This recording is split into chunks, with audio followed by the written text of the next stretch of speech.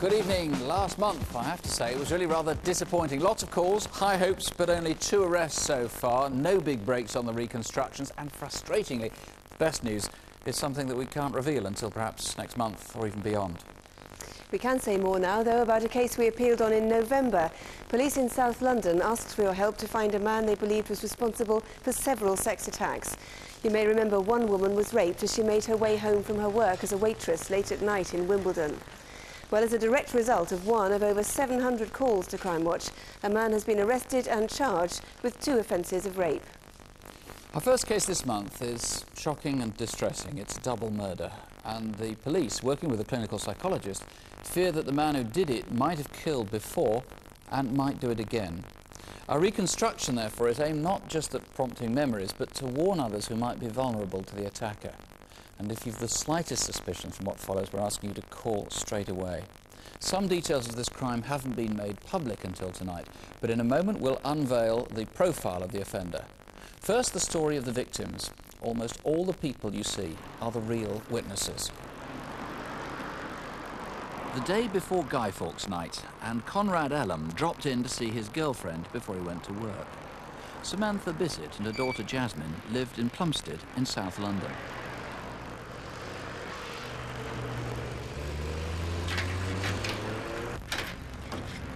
Sam? I saw the stain on the carpet, and when I looked in the kitchen, everything was messy, and I found this confusing. At first, I thought there was something had been spilled. Then I thought maybe there'd been a burglar in the house. And then when I went into the next room and saw Sam, I realised what had happened.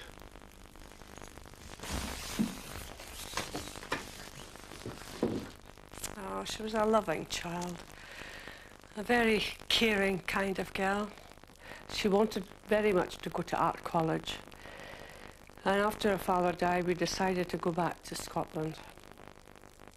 Maybe it was the wrong decision for her, because I found out later that she went through a lot of bullying and the wrong accent, the wrong time, you know. So, of course, she wanted to leave school as soon as possible after that. Samantha had been brought up in Gloucestershire and wanted to go back to England. She became a New Age traveller, then 5 years later decided to have a child. When she told me that she was going to have this baby, I was delighted. And she thought I wouldn't be, because it was out of wedlock, so to speak. She doesn't want a husband per se. After Jasmine, that girl's life just changed completely. It was just unbelievable. She became just the perfect mother. She wanted the very best for that child. Right. Samantha met Conrad when she settled down in Plumstead, and he soon became like a father to Jasmine. But Samantha had ambitious dreams that he felt were unrealistic. A bigger place is perfect for Jasmine. Hey, JJ, come here.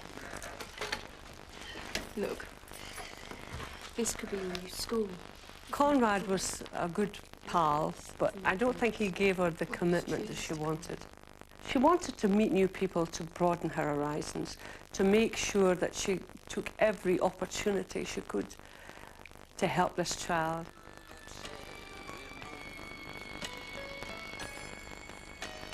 What's wrong, sweetheart? I can't sleep. I'll come in a minute. Just let me finish this first.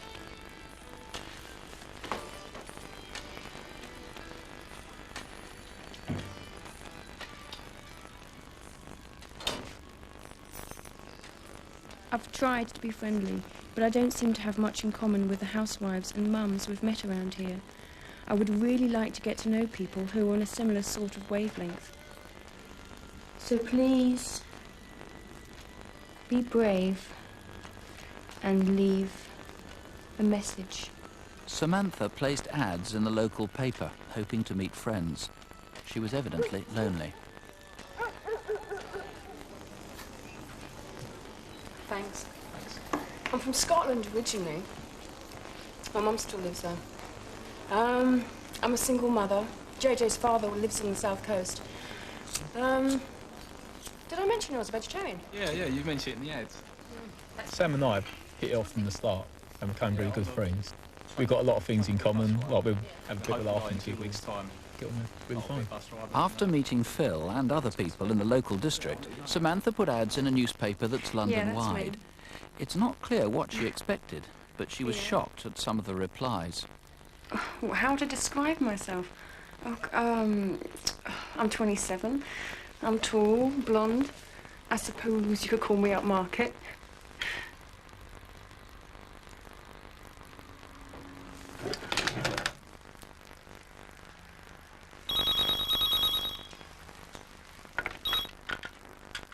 Hello?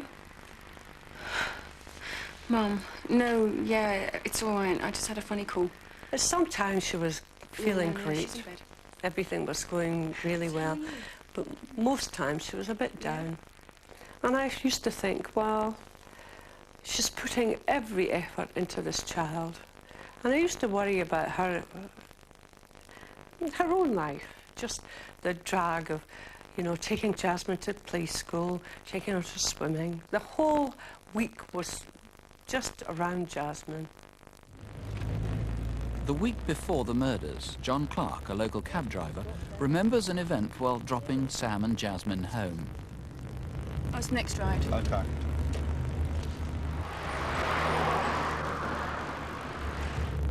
Oh, God. What's the matter? It's that van. I just hope it's not who I think it is. She seemed genuinely alarmed at this van, but I had a look I around. don't think there's no one else. There didn't seem to be anyone there. Yeah, okay. So I made sure she was okay and off she went.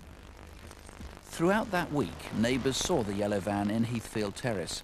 If it was yours, please call. And who were the two men with it? I always walk past Sam's to take my dog out. I see these two guys there with a little dog a couple of times. I think they're living there now. I just assumed they were friends of Sam's.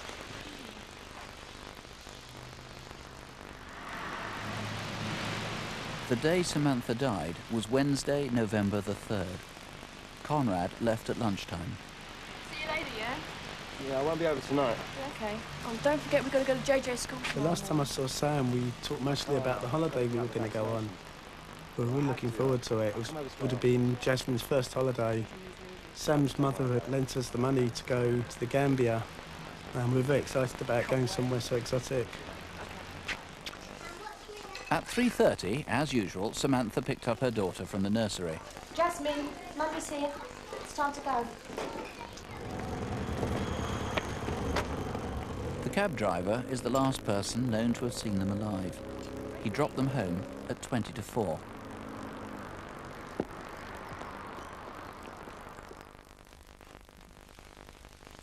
We don't know what they did that evening, but Jasmine was clearly put to bed as usual.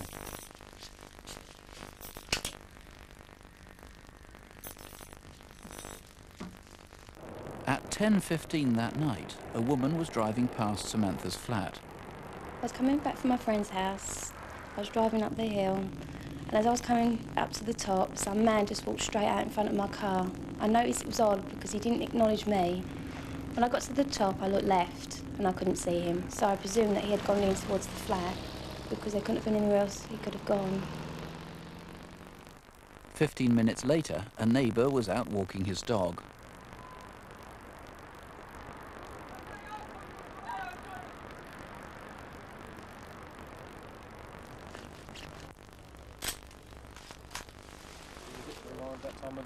Yeah, I come round some. Samantha probably died from a single knife wound. After death, her body was then moved and systematically cut. There was no evidence of robbery or rape. Jasmine had been suffocated in her bed.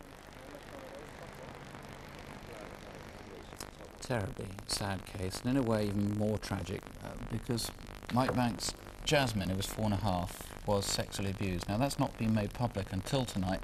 Why are you so anxious that we should publish that now? Well, I'm very afraid that this man will murder again, and I think I'm appealing to people that might have an inkling they might know the person that could be responsible for these murders. I'm looking for a friend, a relative, perhaps even a wife or a girlfriend.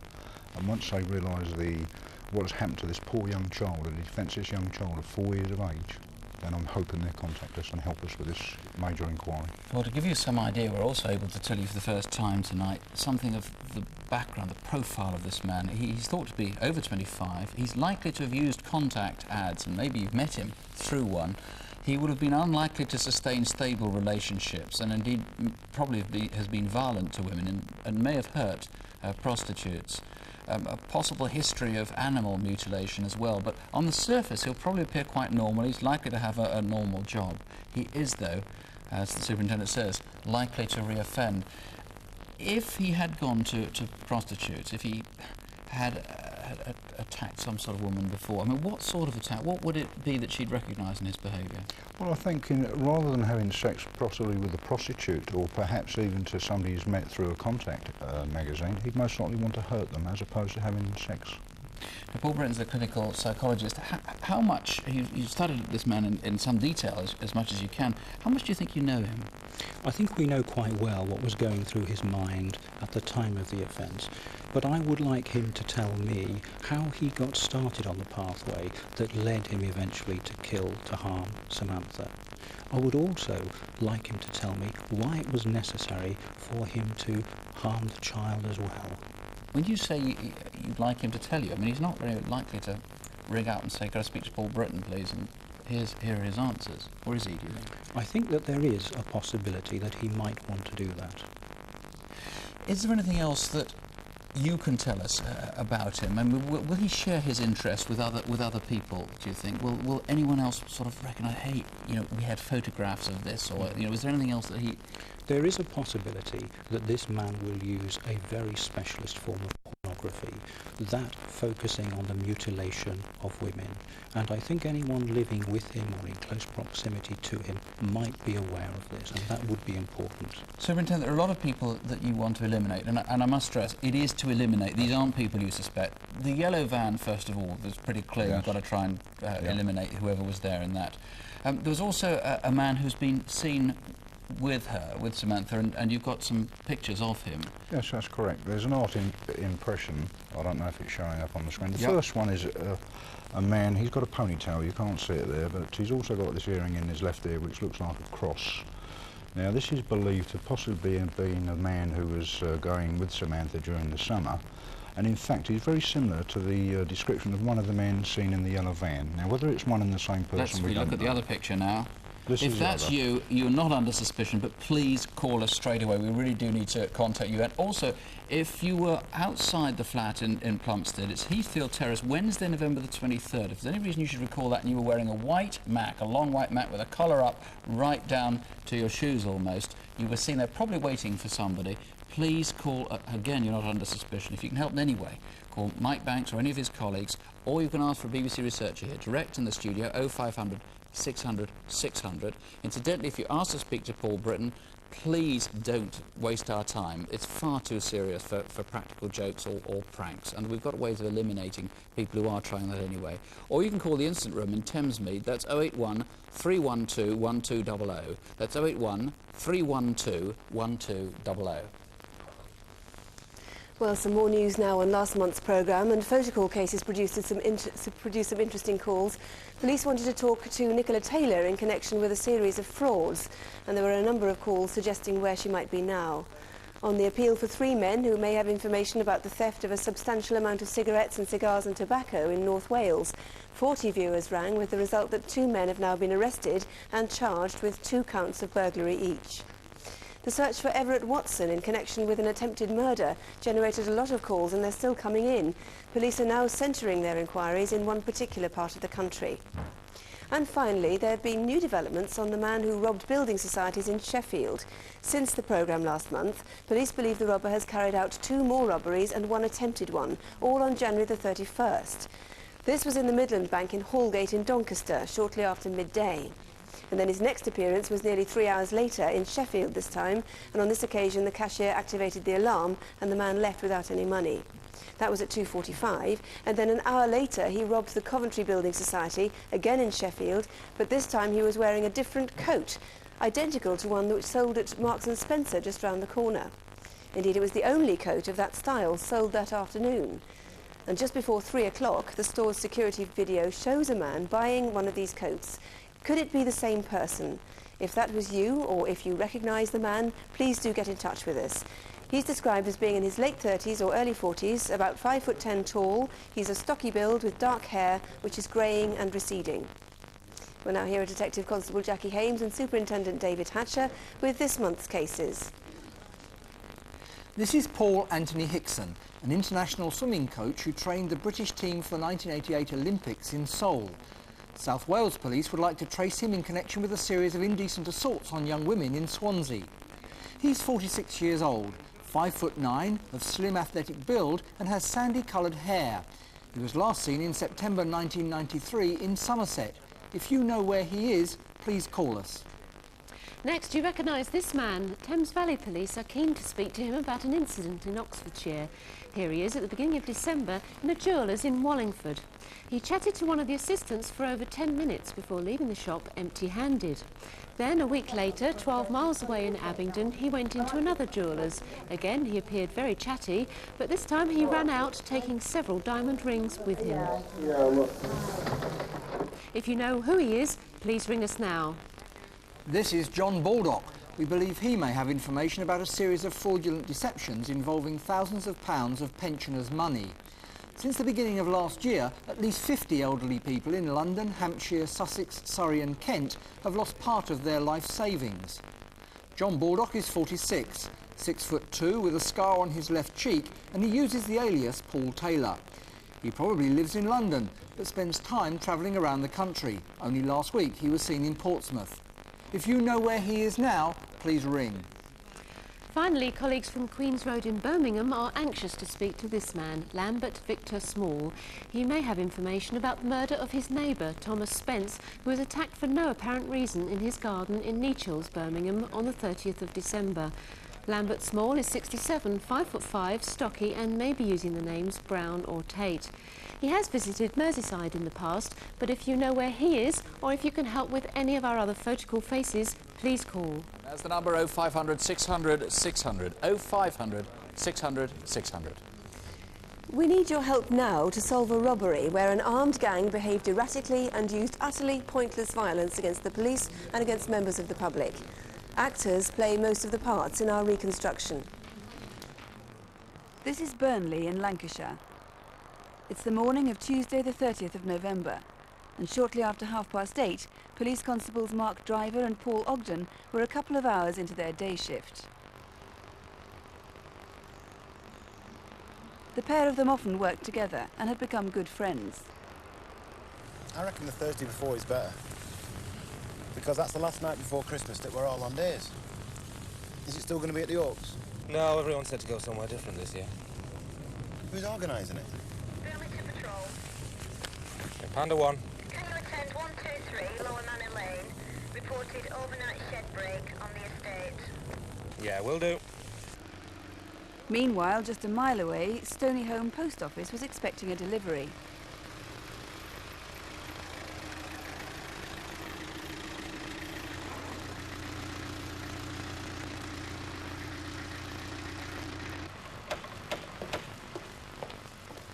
That'll be the postman, Wilfred. Right. Morning. Morning. You! Inside! Come on, move it! Inside! Get in! Get the police! Inside! Come on, move it! Get over! I said inside! Come on, move it! Stay there! Look, mate, don't pull that trigger. I'm going to do nothing to you. Whatever you want, you're going to have. Move! Not there, in there! Come on, move it! Inside! No, it's the van outside the post office. They both got guns.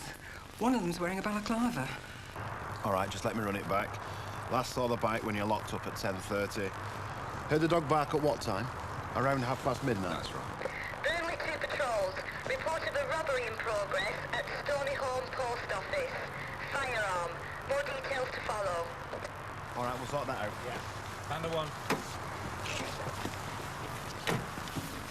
Where's the post office we're going to, please?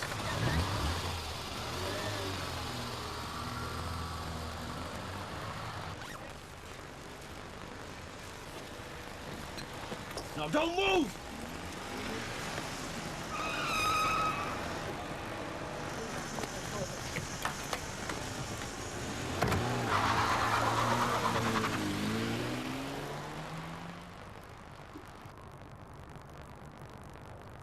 Panda 2, which direction? You want to take a right by the post box? Stand by. Who's it come back to?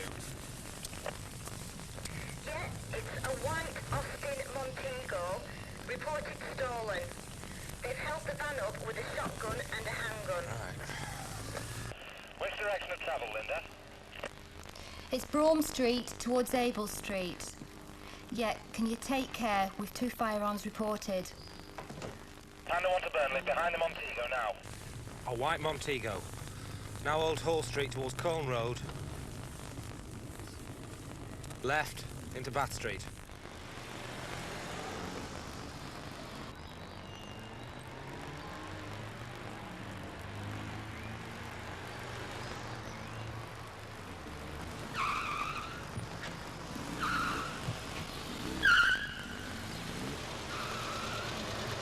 Your thoughts are going very thick and fast. But is it a gun that you think it is, and is he going to use it? Very, very quickly. He stopped in front of our car, raised it up to his shoulder. He shot once at the front of our car. I think at that stage he was trying to hit a tyre, possibly, or disable the car in some way. And then, as soon as he'd done that, I thought, well, he means business. But surely that's the end of it now, he'll go. I was looking at the shotgun the whole time. Couldn't take my eyes off it. Get out! Get on the floor! I was very stunned on the second shot. I need an ambulance, Robinson Street, now. Mark Driver's been shot. I couldn't believe that he'd done it. There were no threats to him whatsoever. He could have made his getaway any time at all. You know, we would have backed off if he'd have said, thrown the keys away or whatever. But he didn't give us any chance to do that. It's all right. Come on, lie down. Come on, it's all right. There's an ambulance on its way. Once the threat had gone, then it's just a matter of training takes over and you look after your mate and do the best you can, I think. All right. Come on, you're going to be all right. There's someone coming. After the shooting, the robbers seemed to panic. Harry Bell had just dropped his children off at school. I was just off down Barding Lane when I saw this white car come towards me, going pretty fast. The bloke who got out just walked off up a side street.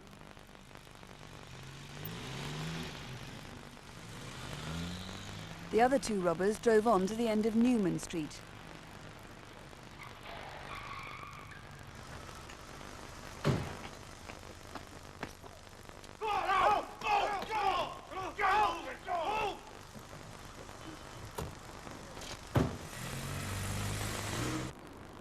Half a mile away, Graham Barsby was pulling up outside his house.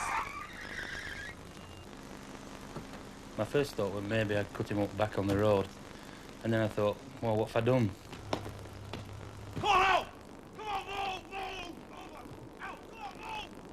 When I saw the shotgun, terror just took over. And I sort of started fearing for my life.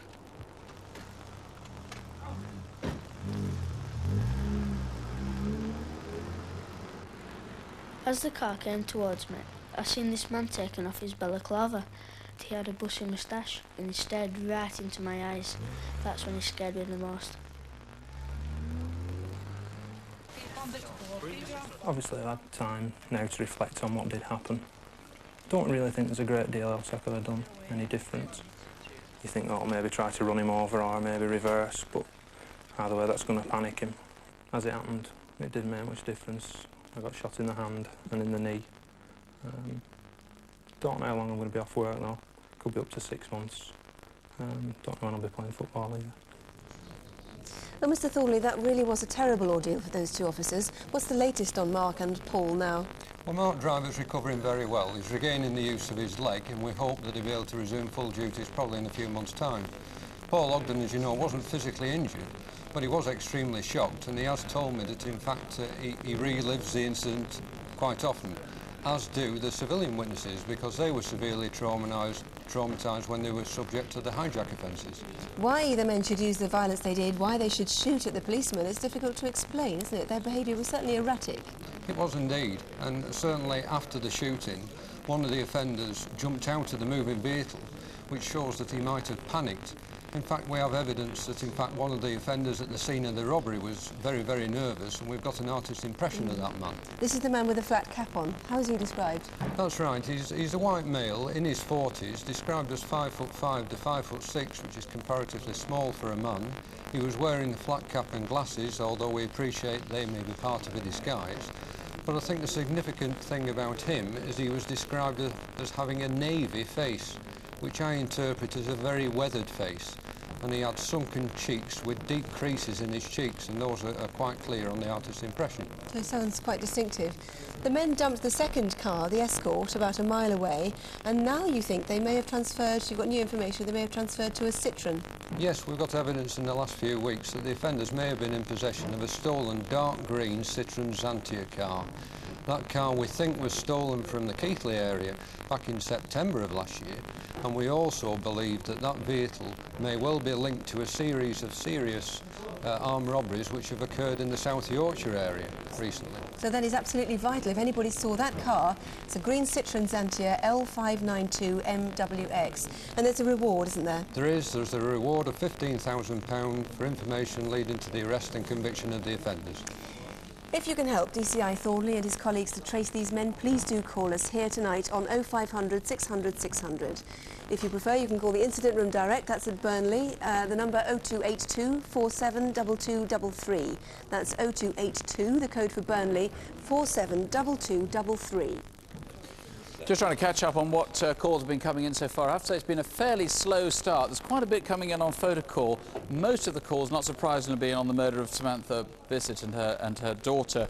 Frankly, a lot of those calls aren't going to be terribly helpful. People are ringing in saying they've spotted the yellow van all over the country. Frankly, we're not interested in sightings of yellow vans. We're only interested in whoever owned that van themselves to call in and say they were visiting Samantha. Let's now, just before we move on, correct one thing. The date of the murder was the 3rd of November, 2 days before Guy Fawkes night, OK? The 3rd, not the 23rd of November. Let's move to incident desk now, and here once again are DC Jackie Hames and Superintendent David Hatcher. First, do you recognise this man? For the past 18 months, he's indecently assaulted young girls in supermarkets across Kent. The 6 attacks have all taken place at large out-of-town superstores, and the most recent happened just a few days before Christmas in Ashford. The man's described as about 40, 5'10" with black hair and a beard, although sometimes he's clean-shaven. On the last occasion, he wore a short beige or cream coat, but he's always described as smartly dressed. We need to catch this man before he strikes again, so if you can help in any way, please call Ashford CID on 0233 619 188. That's 0233, the code for Ashford in Kent, 619 188. Brian Kirkham almost lost his livelihood in just a few minutes. He and his family were robbed in Leeds on December the 3rd as they drove home. The family have taken part in our film tonight in the hope that someone will recognise the people involved. About 7 years ago, I was made redundant from my regular occupation, and after a few months, couldn't get a job for love nor money, so we decided we'd go into the jewellery business. I managed to build up a nice small base of regular customers. My wife Elaine and I decided that we couldn't really work from home anymore, and it would be useful if we found a small retail shop somewhere near our home that we could use as a base for the wholesale side and also for Elaine to work as a retail opportunity. 21st. I'm not really sure what to look. Something like this. Yeah, that's quite pretty because she's not into sort of ugly rings, you know, big ones. Paul, we're ready to make this order. My son Paul and I operate the wholesale side of the business, travelling all over the country, coming back to Leeds, making orders up, sending them off in the post, and generally working 6 or 7 days a week. Is medium for girl.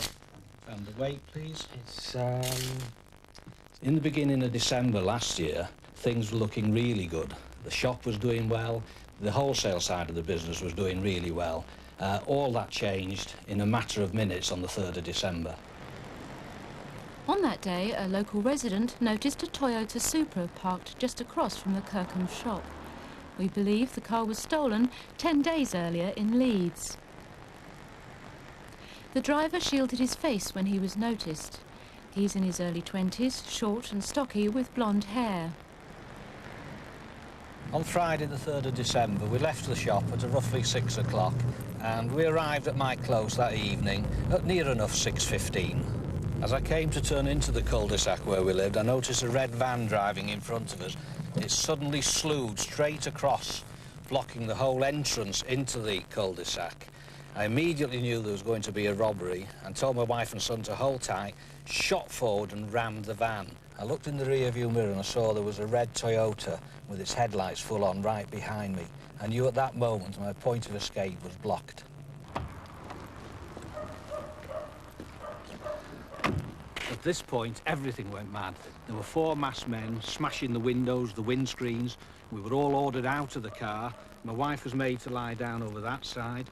Paul was forced to lie down by a masked man on that side. And I was commanded to lay down on the floor here with a man with a shotgun pointing at me. Get up now, or we'll bloody kill you. Don't mess about. Get that boot open. Get up now. Get to the back. Open this boot. Open it now.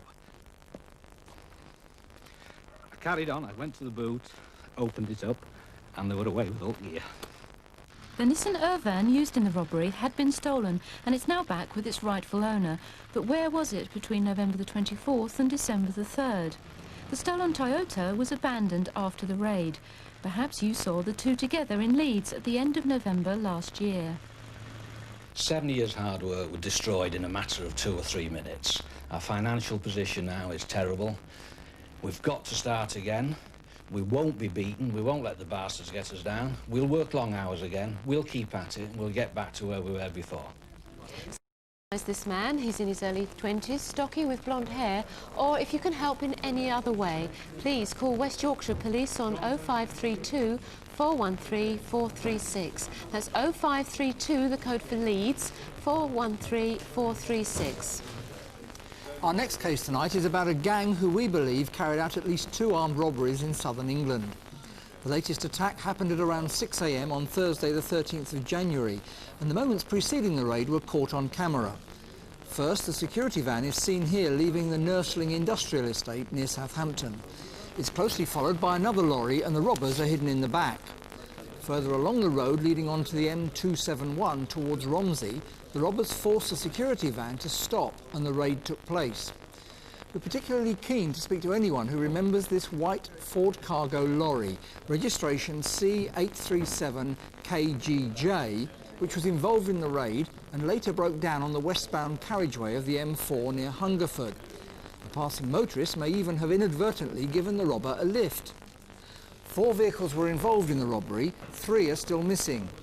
They're a dark blue Volvo F6 lorry, a gold Ford Cargo and a white Ford Sierra. If you know anything about these vehicles or about the raid itself, and there is a considerable reward, please call Hampshire Police on 0703 581 111. That's 0703, the code for Southampton, 581 111. During the past few months, a number of unique items of furniture and silverware have been stolen. They're priceless and cannot be replaced. Back in 1909, the West Auckland Football Club went to Italy to compete in the first ever World Cup competition. Being an amateur team, they struggled to raise the money to pay for the trip. Much to everyone's amazement, the team won. Sadly, during the night of the 17th of January, a display cabinet in the West Auckland Working Men's Club was broken into. Their trophy was stolen. If you know where it is, now please call. Next, on Christmas Day, a family in Kent returned home to find several Staffordshire statues had been stolen. These figures are over 100 years old and are between 15 and 31 inches tall. If you've ever visited the SS Great Britain in Bristol, you may have seen its antique collection of silverware, which dates back to 1850. They're easily identifiable as all the items are engraved with the words, "The Great Britain." The collection was stolen last month. And finally, the Church of St Nicholas in Hampshire has been the home of a medieval oak treasure chest since 1300. It disappeared on the 17th of December. If you recognise this, or you can help with any of our other incident desk cases, please call. And the number, 0500 600 600. It's a free call number. We've almost 30 lines here. 0500 600 600.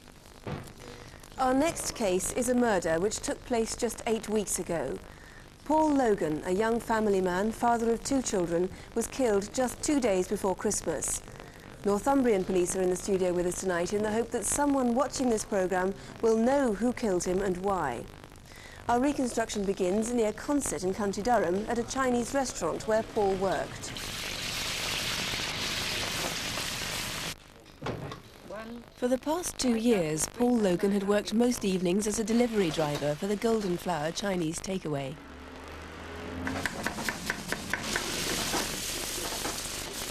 Looking shattered, Tony. What have you been up to? Went into Newcastle again last night. Didn't get back until 8. Now wait, Tony. What you been up to? You had to know Paul to appreciate Paul. Paul was a very good son, a very good father. Paul lived not far from the takeaway with Pamela Hughes and their 2 children, Michael and Natalie. He and Pamela had been together for nearly 10 years. We always seemed to be laughing all the time with Michael, always carrying on, and we always took Michael everywhere. And he was like, everyone used to call him his little shadow. I mean, Paul had his good points. He had his bad points like everyone. Paul wasn't perfect, but he was a very loving person, and he was loved very much by this family. Over the past 3 months, Paul's car had been vandalised several times. Perhaps someone had a grudge against him. It's early evening on Thursday the 23rd of December. How are you then, Michael? There's your dinner. There you go. You want to take out your mouth? Lemonade. All right? Oh, we love sausages, don't we? Hey? How are you then? Hey, boy, come on. It's going to be one of your late nights again, Paul. Well, it's not exactly a quiet time of year. They'll all be wanting a sweet and sour. I'll pop in around 11, see if you're all right. Right. All right, I better be off. He was busy that time of year because it was like Christmas time.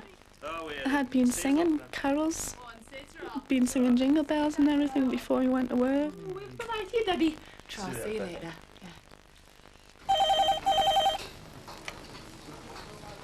Hello, Golden Flower. 1 king prawn. Chicken and chassis. Oh, thanks for a visit tonight. Oh, great. And such a lovely evening for it. We're very busy. Go back in the kitchen.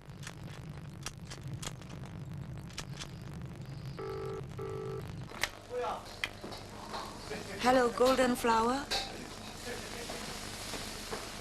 Sorry, can you spell that?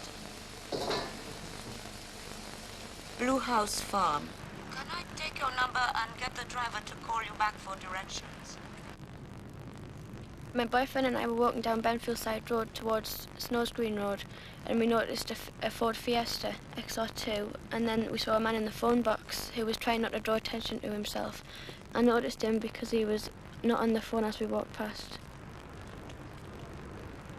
Paul, can you check address? Blue House Farm. That rings a bell. That's off Newlands. Someone... I said you phoned them. As I crossed the road, the man in the phone box was actually on the phone. The Blue House Farm. I see, right. That's on the left down Newlands Road. OK, see you soon. The farm was about 5 minutes' drive away. It's now nearly 10 o'clock.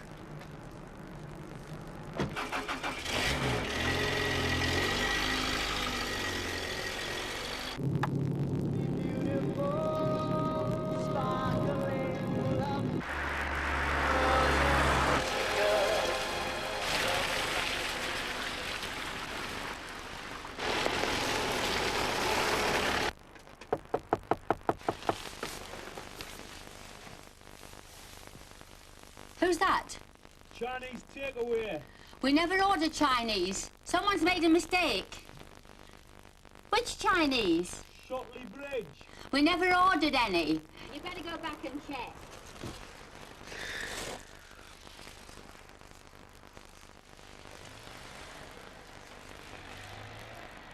The owners of Blue House Farm had left their gate open that night, but when Paul drove back down the track, someone had shut it.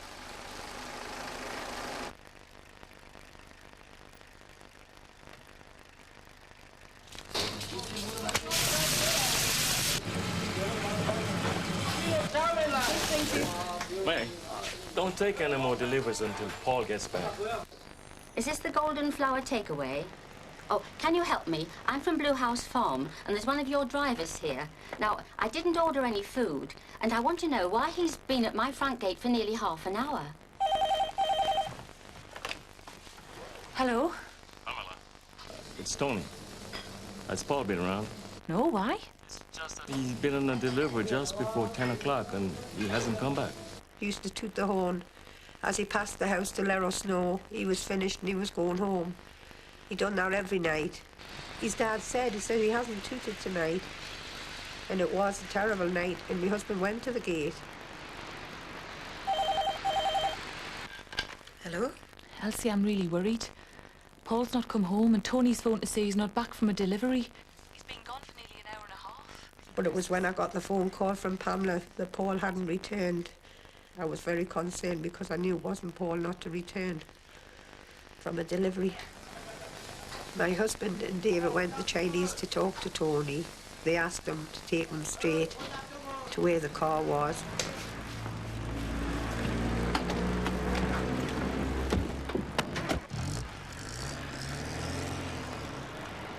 Hello? Can I have the police, please?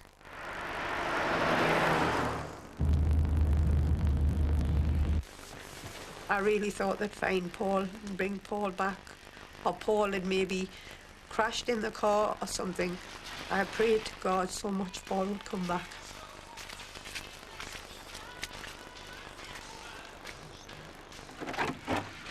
Elsie.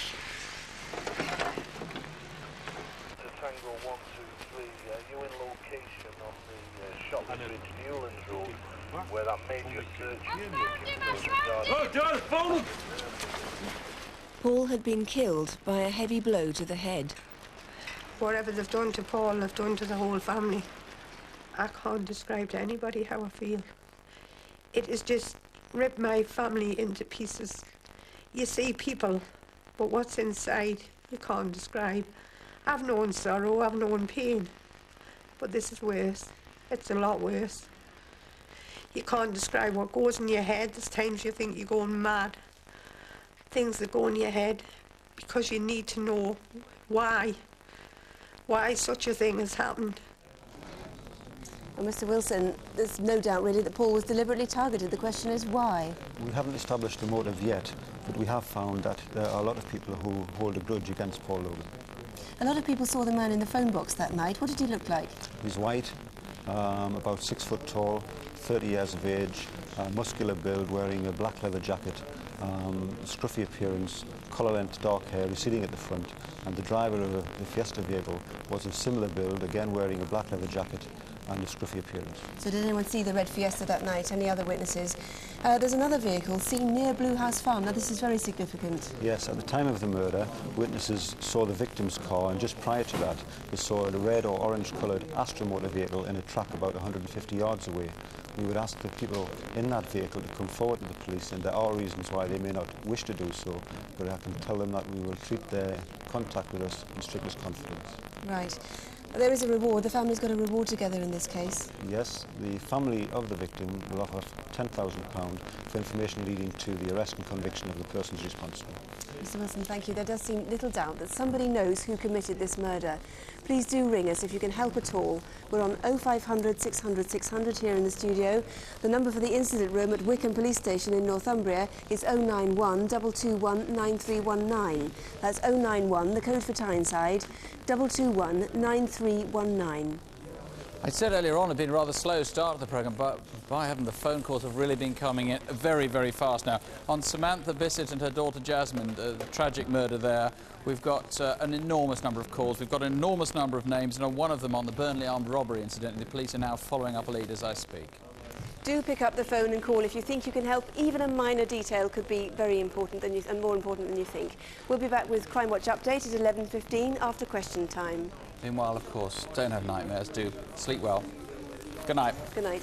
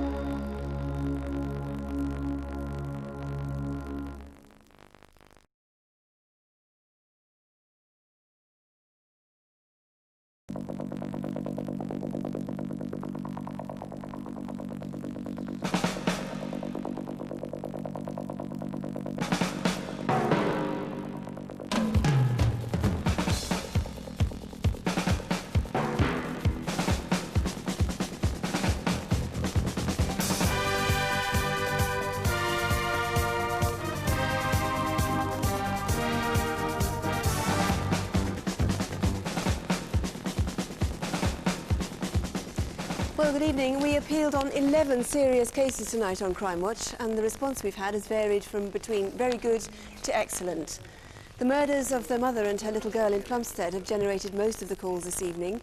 All our photocall cases have produced new leads, and on at least 2 of tonight's cases, officers are actively following up viewers' leads as we speak. Let's start with those Plumstead murders, the appalling killings of Samantha Bissett and her daughter Jasmine.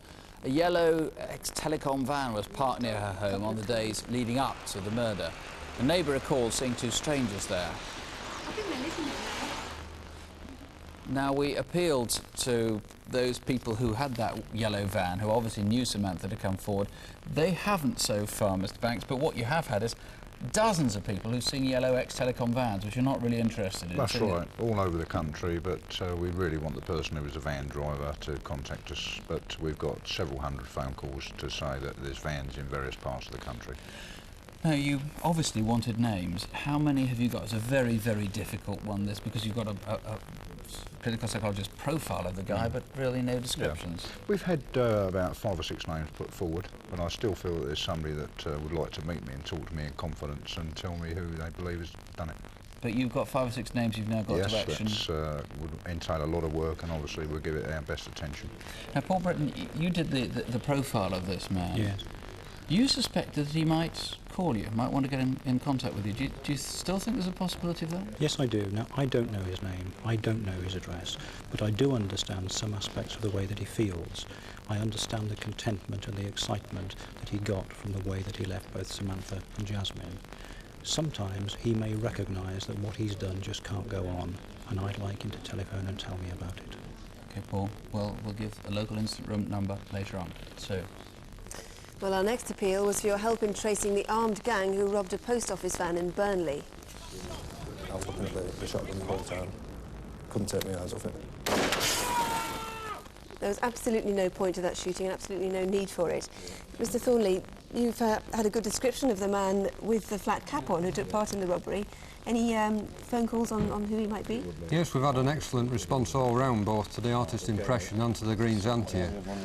In particular with the artist impression, we've got the name of one man who has been identified, and in fact that name has come from 2 separate sources now, and officers are actively following up inquiries in relation to that man. Well, that looks good. Is there a quick recap on his description?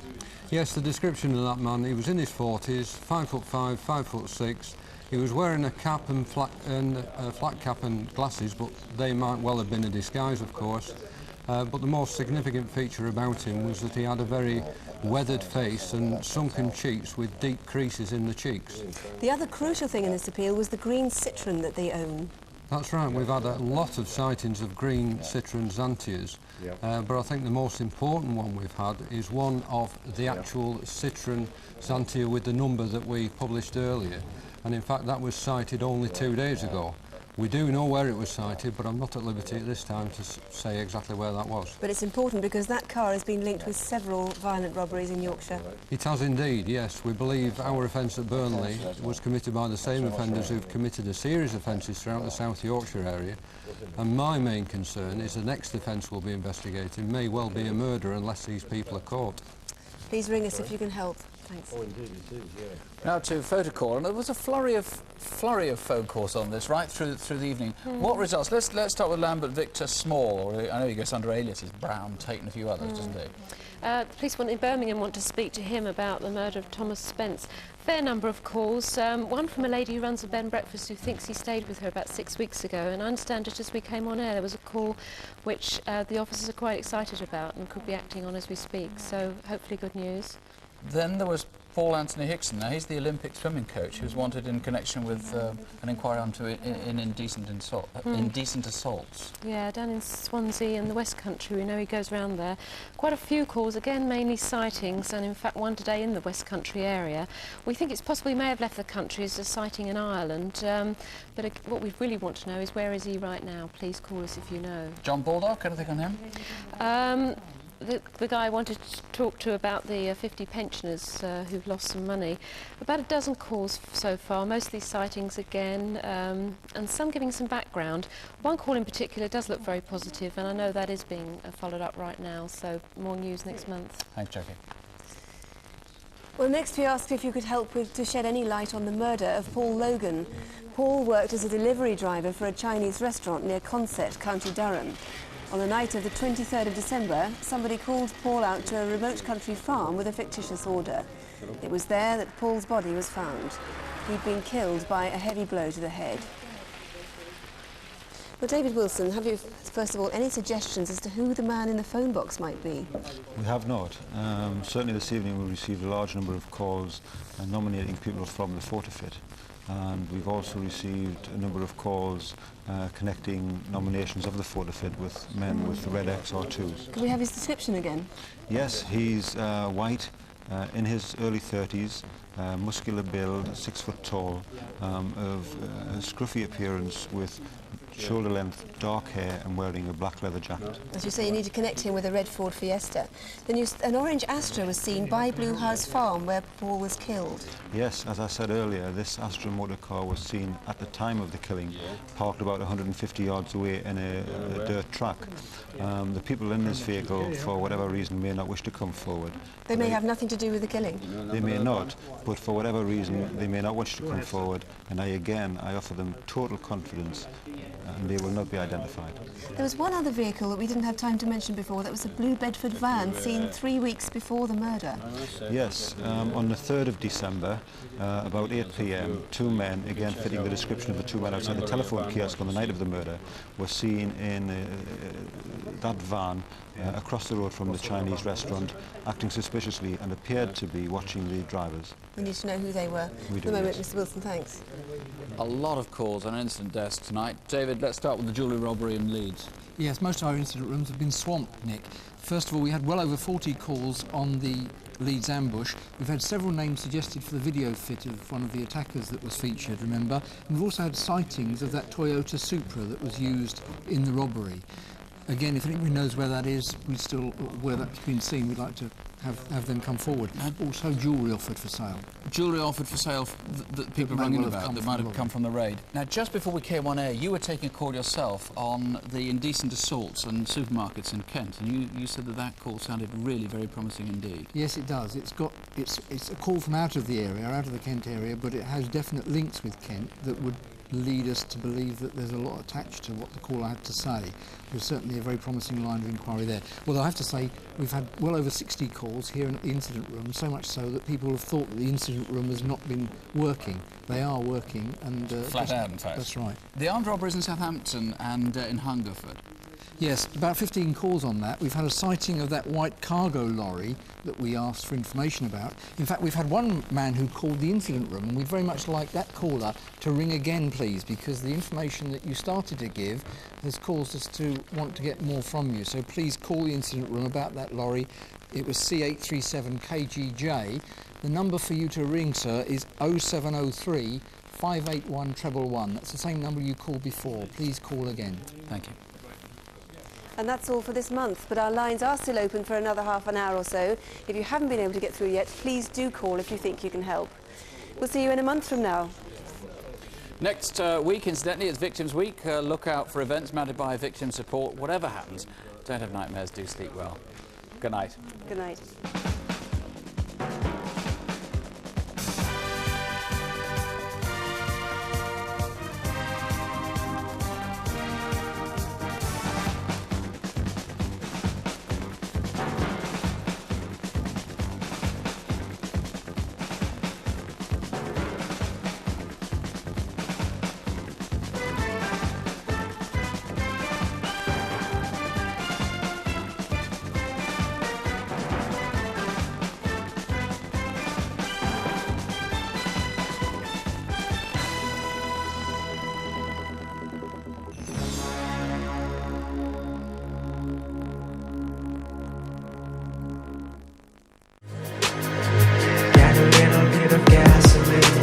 Welcome to another crime scene.